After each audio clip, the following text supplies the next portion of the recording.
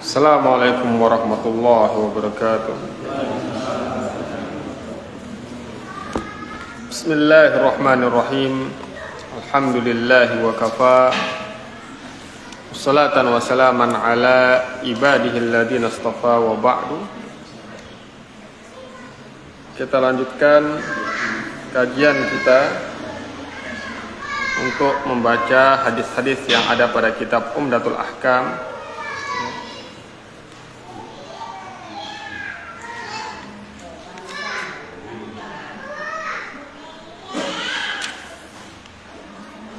Sekarang sudah sampai kepada hadis yang ke-412. Mu'allif rahimahullah telah berkata, An Abdullah bin Umar radhiyallahu ta'ala anhuma, dari Abdullah bin Umar radhiyallahu ta'ala anhuma, qala, beliau berkata, ajran nabiyyu ma dummira minal khail. Jadi Nabi sallallahu alaihi wasallam itu melakukan perlombaan dari onta yang dia ini udmir minal khail, itu berarti onta yang dia ini dikasih makan sampai dia ini gemuk ya, dan kuat ya.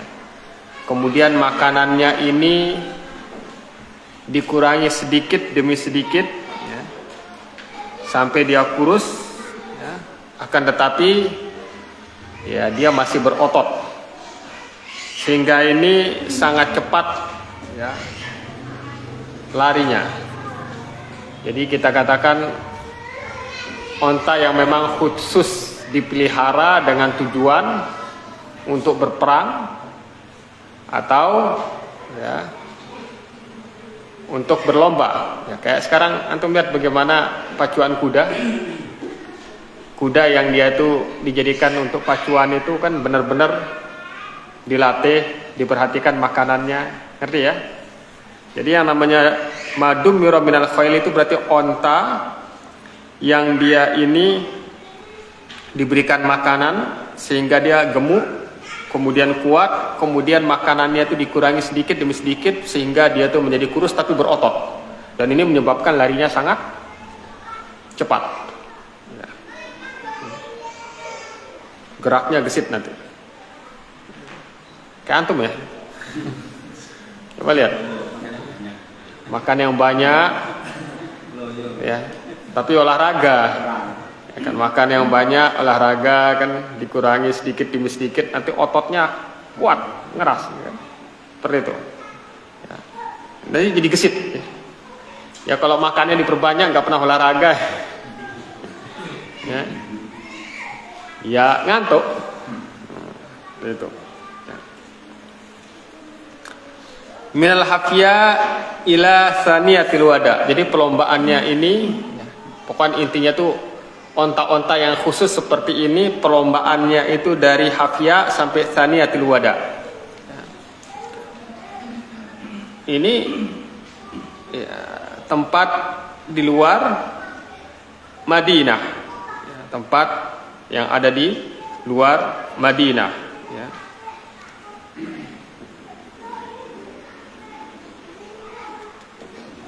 Kemudian wa ajra ma lam yudmar atau yudammar. Wa ajra ma lam yudammar, dan khail afan. Ini kuda ya ikhwan ya. Saya artikan tadi apa? Onta, kuda. Salah. Ya, minal khail berarti tadi itu madum yura minal khail itu berarti kuda yang dikasih makan sehingga gemuk, kemudian dia ini kuat, kemudian makanannya dikurangi sedikit demi sedikit, sama ya. Tapi tadi saya artikan apa? Onta, ini kuda. Kemudian wa ajra ma lam yudammar. Kemudian kuda yang dia ini tidak dilatih sebagaimana yang tadi, yang sebelumnya, itu juga diadakan perlombaan. Jadi memang kuda yang dia ini khusus dan kuda yang biasa itu diadakan perlombaan. Tapi yang beda itu adalah jaraknya. Minas saniyah ila masjid Bani Zuraik. dari Tsaniyah sampai Masjid Bani Zuraik. Qala Ibnu Umar, berkata Ibnu Umar, kuntu fi man ajra, saya termasuk yang berlomba. Qala Sufyan berkata, minal Hafiyah ila Tsaniyatil Wada khamsatu amyal. Jadi dari Hafiyah sampai Tsaniyatil Wada itu 5 mil. Au sitta atau 6 mil. Wa min Tsaniyatil Wada ila Masjid Bani Zuraid mil. Masyaallah ya. Jadi kuda yang terlatih itu balapannya 5 sampai 6 mil. Orang terlatih. Tapi kuda yang tidak terlatih itu balapannya cuma 1 mil ya. Sama kayak antum lah. Ya, orang yang terlatih untuk lari jelas balapannya beda sama orang yang tidak terlatih untuk lari. Kita terlatih tidur ya. Ya. Dan ini kita bahas kitabul jihad ya ikhwan, untuk menunjukkan bahwa walaupun mungkin kita katakan bahwa jihad dengan senjata itu tidak ada pada sebagian daerah, tapi ada pada sebagian daerah yang lain. Saya katakan jihad dengan senjata itu ada pada sebagian daerah dan tidak ada pada daerah yang lain. Ini mungkin terjadi, tapi persiapan boleh. Jihad itu ada 2, dengan ilmu dan dengan senjata. Ya, kalau dengan senjata dikatakan jihad yang umum karena semua orang bisa. Ya, pintar maupun bodoh bisa. Tapi kalau jihad dengan ilmu ini hanya khusus orang-orang yang berilmu. Seperti itu. Tadi saya katakan jihad dengan senjata itu ada pada satu daerah, belum tentu ada pada daerah lain, seperti itu. Ya. Apa faedah daripada hadis ini? Ya. Yaitu yang pertama sekali itu disunnahkan yang namanya tamarrun, latihan. Kemudian juga ta'allum fununil askariyah wa ulumul harbiyah. Jadi disunnahkan untuk berlatih, juga mempelajari tentang ilmu ketentaraan dan tentang ilmu peperangan. Ini disunnahkan. Dan ini dilakukan oleh Nabi Shallallahu Alaihi Wasallam. Bahkan dibuat perlombaan oleh Nabi. Bahkan diperbolehkan yang namanya ada, kita katakan iwat, bahasa kita tuh mungkin taruhan, itu pada 3 lomba. Memanah, balapan onta sama balapan kuda. Ngerti ya? Ini bab musabaqah. Jadi ya ikhwan, ya. Jadi kalau memanah, balapan kuda, balapan onta, bahasa kasarnya itu antar pemain itu boleh mengeluarkan duit. Ayo balapan sampai sana, siapa yang duluan? 100.000. Boleh. Ngerti? Ada 3 orang misalnya. Siapa yang duluan sampai sana? Ayo, keluarkan 100.000. Siapa yang duluan, dia menang. Tapi sebagian ulama mengatakan bahwa supaya tidak mirip dengan judi itu harus ada muhallilnya. Muhallil itu penghalalnya. Tahu antum penghalal? Ya, jadi dia itu tidak mengeluarkan duit, tapi ikut perlombaan ya. Jadi dia itu tidak ngikut mengeluarkan duit, tapi dia ini ikut perlombaannya. Ya, namanya muhallil. Ya.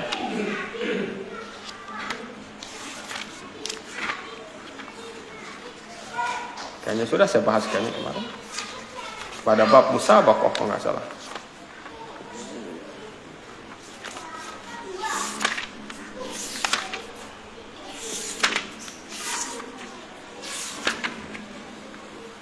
Ya, katakan muhallil. Ya. Jadi misalnya nanti pada 3 lomba ini, kalau misalnya dia mau berlomba, ada 3 orang yang dia ini mengeluarkan duit, tapi supaya tidak mirip dengan judi, maka harus ikut 1 orang yang tidak mengeluarkan duit. Jadi ini sebagai penghalalnya supaya tidak mirip dengan judi. Ini kata sebagian ulama. Tapi disyaratkan muhallil itu yang tidak mengeluarkan duit tadi itu harus mampu untuk ikut berlomba. Contoh balapan kuda, yang tiganya ini kuda-kuda yang sudah dilatih untuk balapan, yang satu kudanya lemas, nggak boleh. Harus, ya, harus sama. Mereka mampu untuk berlomba. Cuma nanti gimana kalau misalnya yang menang muhallilnya?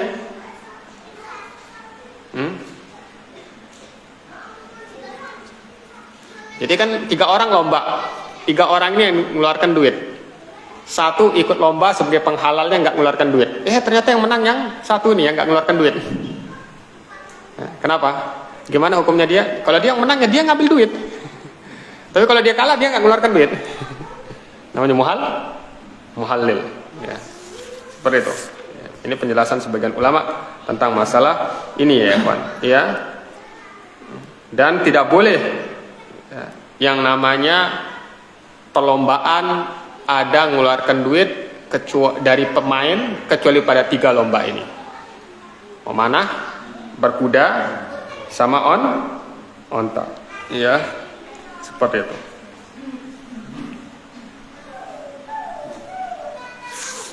Insyaallah. Kemudian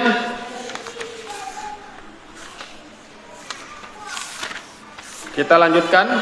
Ya.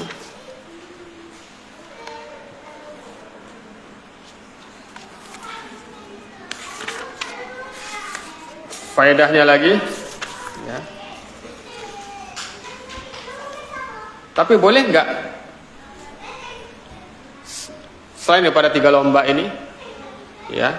Sekarang kita lihat, ini dibawa pada kitab jihad, menunjukkan bahwa perlombaan ini memang dengan tujuan untuk memberikan semangat atau latihan supaya orang-orang ini ya mempelajari yang namanya ilmu peperangan seperti itu. Tapi ada hadis yang jelas yang menjelaskan bahwa tidak boleh yang mengeluarkan duit dari pemain kecuali pada 3 lomba tadi. Paham ya?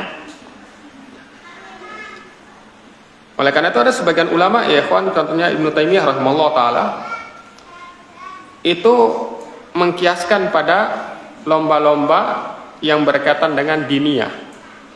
Apabila balapan kuda, balapan onta, memanah, ini kan membuat semangat seseorang itu untuk jihad. Dan ini jihad dengan senjata, padahal ada jihad dengan ilmu. Ya. Oleh karena itu, lomba dalam masalah ilm itu boleh nggak seperti ini? Lomba dalam masalah ilmu boleh nggak? Ya. Mengambil apa? Mengambil iwat, mengambil hadiah. Sebagian ulama ada yang memperbolehkan. Wallahu taala a'lam. Ya. Kemudian zaman sekarang ini kurang sekali ya tentang masalah ini. Makanya saya sering ingatkan kepada santri ya, kalau ada misalnya pelajaran bela diri ikutin. Ya, arti lumayan dia nanti bisa bela diri terus bisa bela orang kan? Seperti itu. Ya.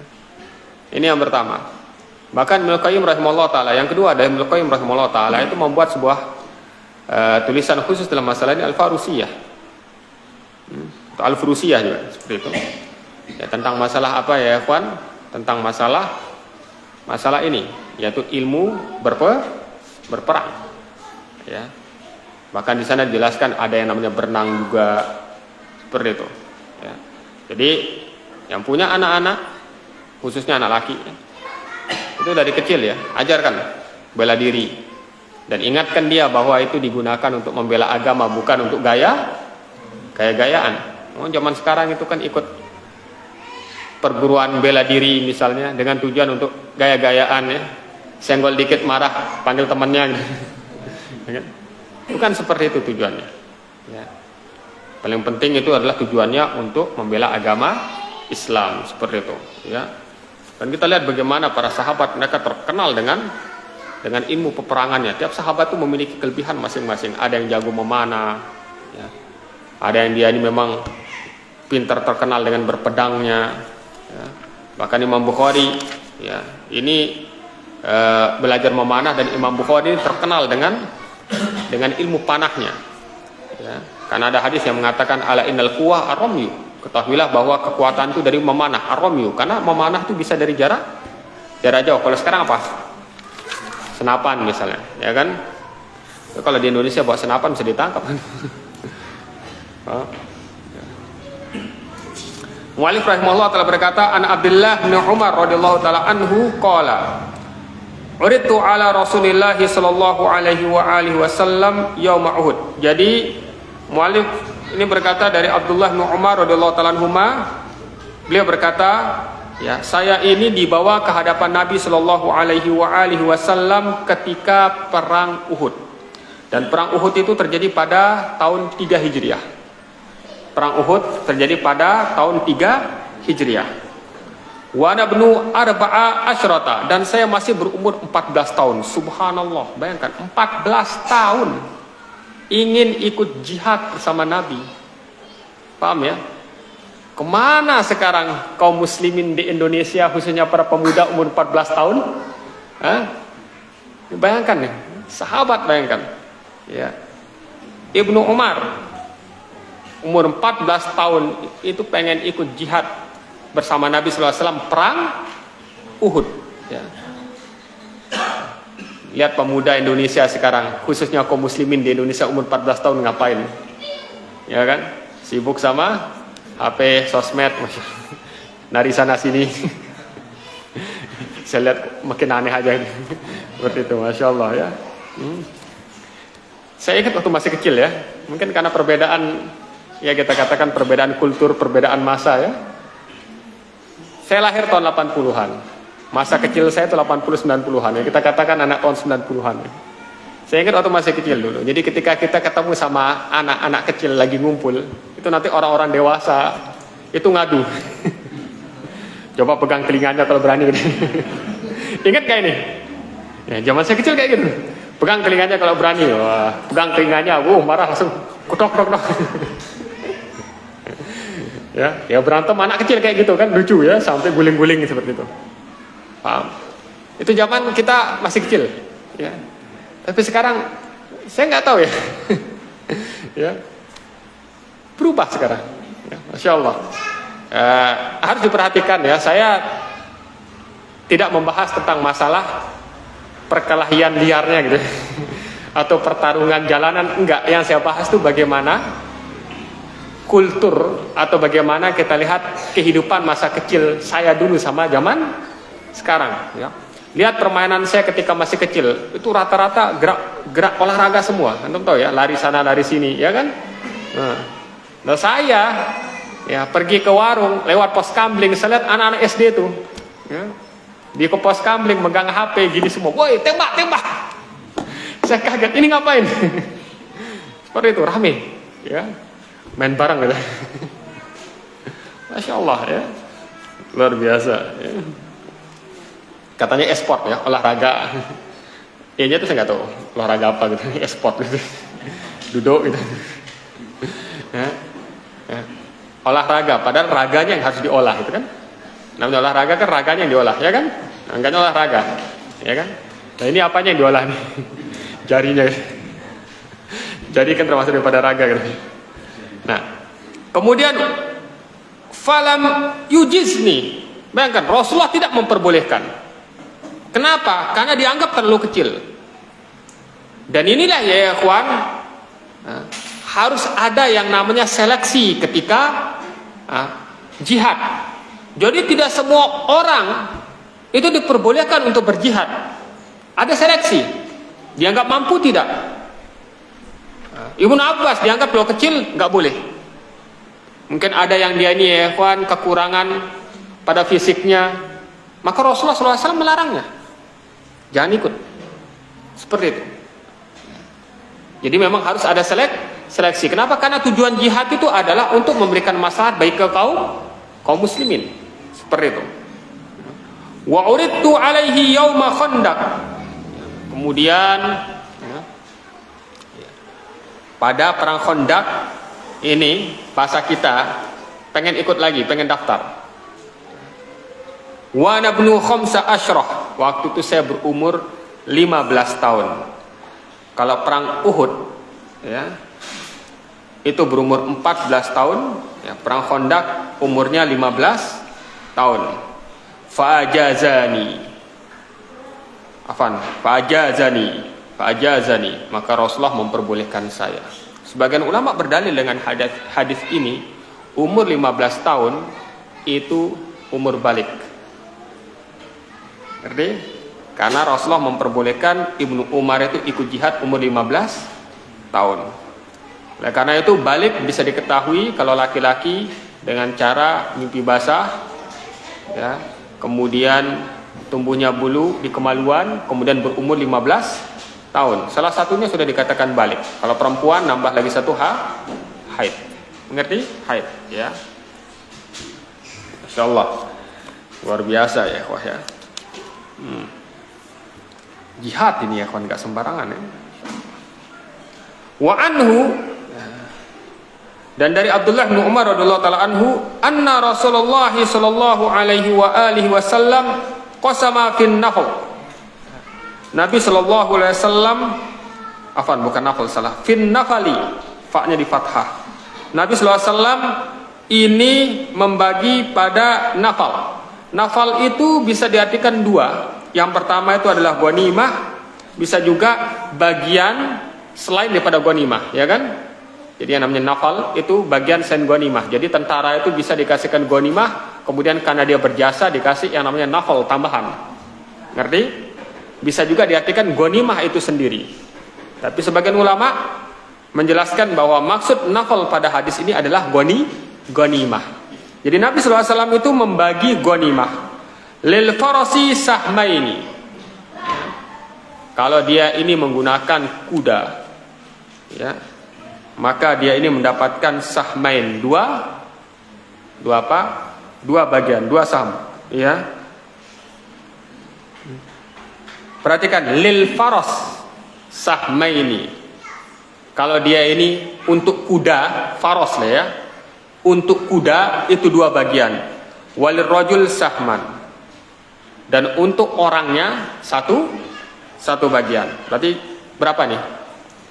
Kudanya dua, orangnya satu. Berarti berapa totalnya? 3. Berarti kalau dia ini berperang menggunakan kendaraan yaitu kuda, ya maka dia ini mendapatkan 3 bagian. 2 bagian buat kudanya, 1 bagian buat orangnya. Seperti itu, ya. Masya Allah.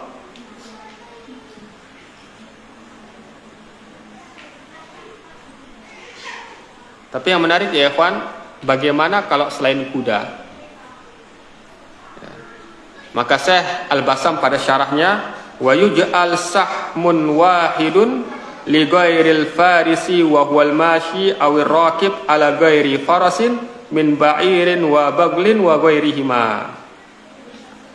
Jadi dijadikan satu bagian itu kalau selain penunggang kuda. Penunggang kuda itu dapat 3 bagian. Orangnya 1, kudanya 2. Selain penunggang kuda cuma dapat 1 bagian, yaitu orang yang berjalan kaki. Atau dia ini menggunakan kendaraan selain kuda berupa onta atau bigol. Ya, bigol ini nanti perkawinan antara kuda dengan keledai. Ya, perkawinan antara kuda dengan keledai namanya bigol. Ya. Atau selain daripada keduanya. Masya Allah, perhatikan katanya. Awir raqib ala ghairi farasin min ba'irin wa baglin wa ghairihima.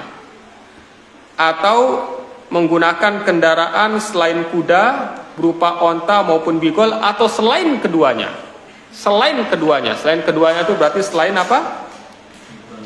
Onta dan bigol.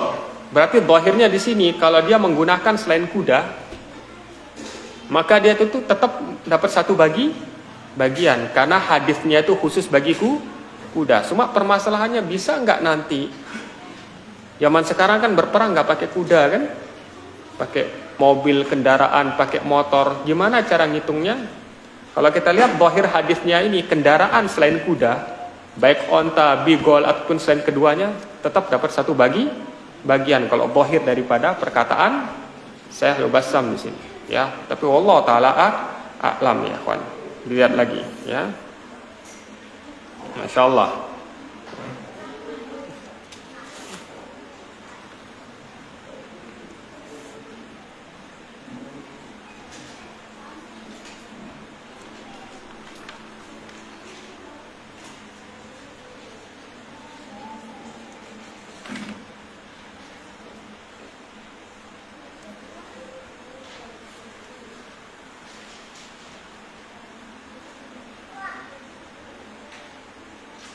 Tapi harus dibedakan antara bighol sama nighol, ya. Ini ada perbedaan, ya.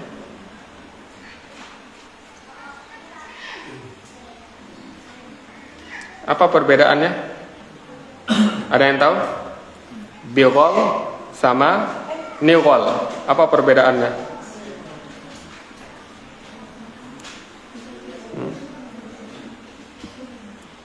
Jadi ada yang pakai ba bighol, ada yang pakai nun nighol. Apa itu perbedaannya? Ini sama-sama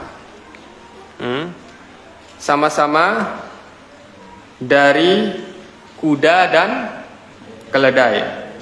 Bedanya adalah dari jenisnya, yaitu kalau jantannya itu keledai, betinanya kuda. Jadi jantannya keledai, betinanya kuda, itu dikatakan bighol. Saya ulangi, kalau jantannya keledai, jantan keledai, betinanya itu kuda, namanya bighol, pakai ba, atau baglah kita katakan, ya. Tapi kalau misalnya dibalik, kalau jantannya yang kuda, betinanya yang keledai, namanya nighol, pakai nun. Ngerti? Ya, seperti itu. Ya. Kemudian mu'allif rahimahullah telah berkata, wa anhu, dan darinya, anna Rasulullah sallallahu alaihi wa alihi wasallam kana yunaffilu ba'da ma yab'athu fis saraya li anfusihim khasatan siwa qasmi amatil jaishi. Wa anhu, masih dari Ibnu Umar radhiyallahu taala anhuma, bahwa Rasulullah sallallahu alaihi wa alihi wasallam ini memberikan tambahan bagi pasukan yang diutus untuk khusus bagi mereka sendiri selain daripada bagian umum bagi tentara. Jadi perhatikan. Jadi kalau misalnya bagian umum bagi tentara itu adalah ghanimah, semuanya dapat, ya, selama dia ini ikut berperang. Nah, boleh nanti diberikan tambahan khusus. Ini namanya nafal, ya, bagi tentara-tentara yang memang dianggap itu memiliki maslahat untuk diberikan oleh siapa? Oleh imam atau panglima perang di sini. Seperti itu, ya. Ngerti nggak? Ya. Dan udah saya jelaskan sebelumnya bahwa saroya, yaitu pasukan ini, apabila dia ini, saroya itu kan kemarin dikatakan dari 4 sampai 400. Dari berapa kemarin? 5 sampai 400 tentara. Dari 5 sampai 400 tentara namanya saroya atau sariyah, ya kan? Maka sariyah ini, ya, tentara ini, kalau dia memang ikut tentara utama, maka dia mendapatkan bagian sebagaimana tentara utama. Ngerti? Sama. Tapi kalau dia misalnya dikhususkan sendiri, maka dia mendapatkan bagian ghanimah sendiri. Seperti itu.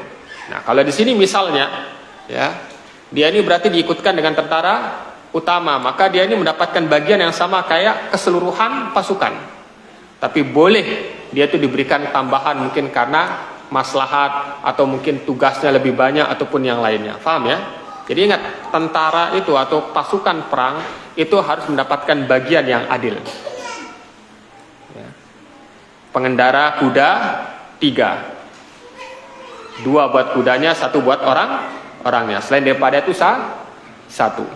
Ini pembagian ghanimah secara umum bagi seluruh pasukan perang. Tapi boleh diberikan nafal, yaitu tambahan apabila memang dilihat maslahat atau melihat jasanya. Ngerti ya? Boleh. Dan ini apakah mengurangi ikhlas? Tidak. Ini dilakukan oleh Nabi Shallallahu Alaihi Wasallam dan diberikan kepada para sahabat. Dan insya Allah kita yakin, dengan yakinnya sahabat ketika jihad itu ikhlas nggak? Ikhlas. Ya. Dan dijelaskan oleh para ulama, boleh nggak seseorang itu ketika perang niat utamanya itu jihad fisabilillah, kemudian ada niat tambahan itu cari ghanimah, boleh. Dan ini tidak mengurangi ikhlas sama sekali menurut penjelasan sebagian ulama. Selama niat utamanya itu adalah untuk jihad fisabilillah, meninggikan kalimat Allah, membela agama Allah, seperti itu. Paham? Ya. Kemudian hadis yang selanjutnya kita baca, an Abi Musa, mu'allif rahimahullah telah berkata, an Abi Musa Abdullah bin Qais, ani Nabi sallallahu alaihi wasallam, dari Abi Musa Abdullah bin Qais dari Nabi sallallahu alaihi wasallam, dia berkata, man hamala alaina silah falaysa minna, siapapun yang menghunus atau membawa pedang kepada kami, intinya itu membawa pedang atau menghunus pedang kepada kami, maka bukan termasuk daripada golongan kami. Ngerti? Dan ini masuk ya ikhwan dalam hadis ini, baik dia itu bercanda, enggak boleh. Ya, walaupun dia bercanda maka tidak boleh ya ikhwan, ya. Dan ini juga haramnya memberontak terhadap, kita katakan, pemimpin seperti itu, ya. Paham? Dan gak boleh kita nakut-nakuti ya ikhwan kaum muslimin dengan senjata walaupun bercanda main-main. Jangan. Masuk ke dalam hadis ini, ya. Ngerti antum? Masuk dalam hadis ini. Bahkan dalam hadis lain dikatakan mengacungkan senjata atau bukan senjata, bahkan bilah besi, itu di hadapan saudaranya yang muslim juga terlarang. Ditakutkan nanti tangannya, setan ini membuat tangannya tergelincir. Beneran ya kan? Seperti itu. Kejadian, banyak gak kejadian? Banyak seperti ini, ya. Jadi menakut-nakuti itu tidak boleh. Paham? Menakut-nakuti kaum muslimin baik dengan senjata maupun yang lainnya, ini terlarang, ya. Sekarang banyak sekali ya ya, ngeprank buat hantu, nakut-nakutin. Ngerti? Nanti kalau dia ditonjok marah gitu. Yang salah siapa itu? Kalau ada yang ngeprank buat hantu kemudian orang kaget terus nonjok gitu, yang salah siapa? Ya nakut-nakuti lah, ya, karena orang ketika takut, ketika kaget, reaksi orang berbeda-beda. Ya. Saya punya teman cerita sendiri, dia polisi. Saya itu kalau kaget itu bukan lari, saya itu kalau kaget mukul gitu. Beneran, dan saya tidak percaya, saya tes benar terjadi. Aduh, gitu. Mukul dia, seperti itu, ya. Orang kalau kaget beda-beda ya kan reaksinya, masya Allah, ya. Mu'allif rahimahullah ta'ala berkata, an Abi Musa radhiyallahu ta'ala anhu qala su'ila Rasulullah sallam anir rajul. Dari Abi Musa radhiyallahu ta'ala anhu, beliau berkata, Nabi sallallahu alaihi wasallam ditanya tentang seseorang laki-laki yuqatil syaja'atan, dia berperang, ya, supaya dikatakan pemberani. Yuqatil hamiyatan wa yuqatil hamiyatan, berperang karena membela sukunya atau membela keluarganya, hamiyah. Berarti wa yuqatil riyaan, berjihad, berperang karena riya. Ayyudzalika fi sabilillah, manakah di antara yang tiga ini dikatakan fi sabilillah? Rasulullah jawab dengan pertanyaan yang ringkas, ya. Maka selain daripada jawaban ini berarti dia tidak jihad fisabilillah.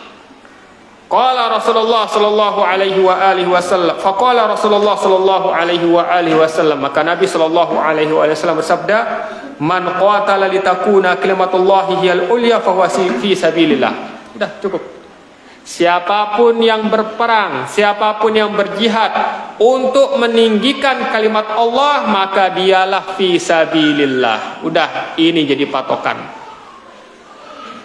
Ngerti? Niatnya harus ikhlas. Kenapa? Karena jihad ini termasuk salah satu ibadah yang agung. Dan salah satu syarat diterimanya ibadah itu harus ikhlas. Paham? Ini yang harus kita mengerti, ya. Dan ini kadang-kadang yang terlupakan, ya. Jadi dalam setiap amalan kita itu niatkan untuk lillahi ta'ala, agar kita bisa mendapatkan pahala dari Allah Subhanahu wa taala. Masih ada waktu? Habis. Habis ya. Insyaallah pertemuan berikutnya kita bahas Kitabul Itq. Ya, tentang masalah membebaskan budak. Ya. Setelah itu insyaallah kitab Umdatul Ahkam selesai. Nanti kita ganti dengan kitab yang lain, insyaallah akan saya beritahukan nanti setelah ini ya, atau pekan depan insyaallah. Allah taala a'lam. Kita tutup dan doa majlis. Subhanakallahumma wa bihamdika asyhadu an la ilaha illa anta astaghfiruka wa atubu ilaik. Silakan rekamannya dimatikan.